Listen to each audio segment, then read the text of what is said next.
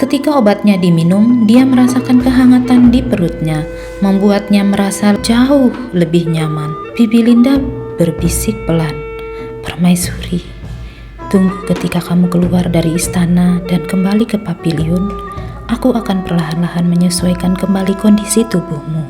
Sekarang, tolong tutup matamu dan istirahatlah sebentar, hanya sebentar saja."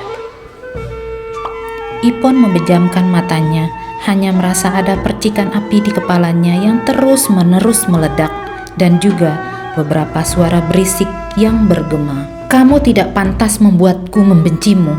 Aku hanya jijik melihatmu. Di mataku, kamu ini seperti lalat busuk yang menjijikkan. Jika tidak, aku tidak perlu meminum obat untuk bersetubuh denganmu."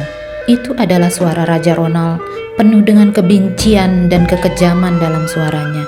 Dia belum pernah mendengar perkataan yang begitu kejam. Ada orang yang menangis di telinganya. Percikan api di kepalanya perlahan berubah menjadi sekumpulan darah segar. Perlahan-lahan semuanya kembali tenang. Seolah-olah berbagai hal yang berserakan di dalam pikirannya itu akhirnya bisa diluruskan. Rasa sakitnya juga perlahan-lahan menghilang, atau bisa dikatakan tidak menghilang, tapi mati rasa.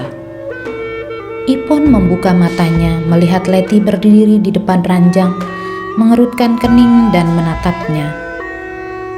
"Permaisuri, apa kamu sudah merasa lebih baik?" Letty melihatnya yang membuka matanya bergegas bertanya. "Sudah tidak sakit," kata Ipon dengan suara serak. Sudah tidak sakit, tapi sekujur tubuhnya mati rasa dengan begitu mengerikan.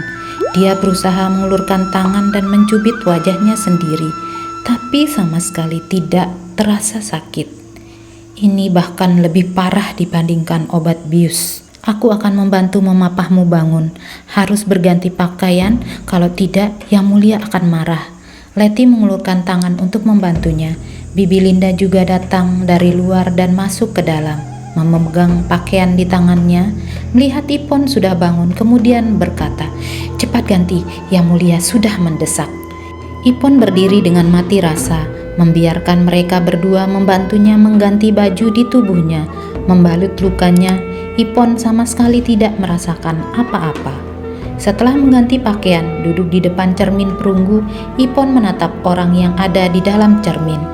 Fitur wajah yang sangat cantik, kulitnya putih, bulu mata panjang dan lentik dengan sepasang mata begitu tak bernyawa.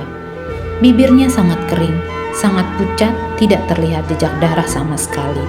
Rambutnya berantakan, dahinya yang sedikit lebar tertutup, kulitnya sama sekali tidak berkilau. Tapi dengan tangan pintar Bibi Linda dan Letty di wajahnya, ketika dia melihat cermin perunggu lagi, dirinya bagaikan orang lain. Alis yang melengkung indah, bibir merah dengan gigi yang putih, mata yang mengikat. Dia mencoba untuk membuka matanya dengan lebih lebar, terlihat lebih bersemangat. "Apa itu sup golden purple?" Ipon berbicara, suaranya sangat serak. "Kamu tidak ingat?"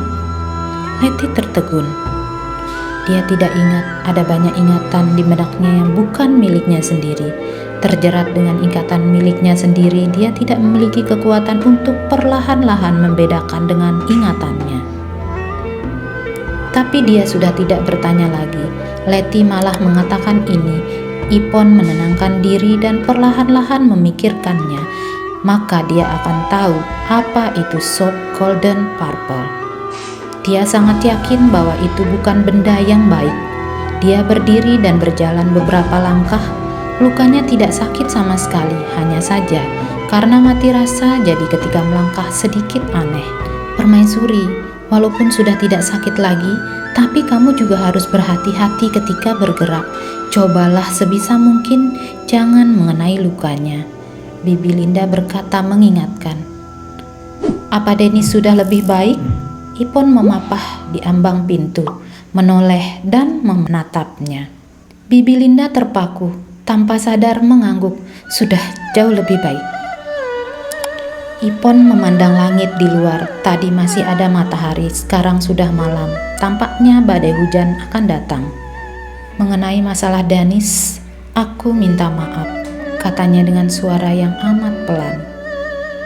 Bibi Linda dan Letty saling berpandangan. Mereka sedikit terkejut. Apa mereka tidak salah dengar? Dia bilang maaf. Ipon perlahan-lahan berjalan keluar. Dia tidak terbiasa dengan pakaian seperti ini. Karena tubuhnya yang mati rasa, cara berjalannya canggung. Karena itu dia berjalan dengan perlahan. Dia meletakkan tangannya ke dalam lengan bajunya.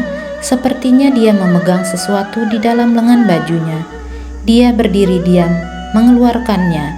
Darah di sekujur tubuhnya seakan sudah hampir mengeras.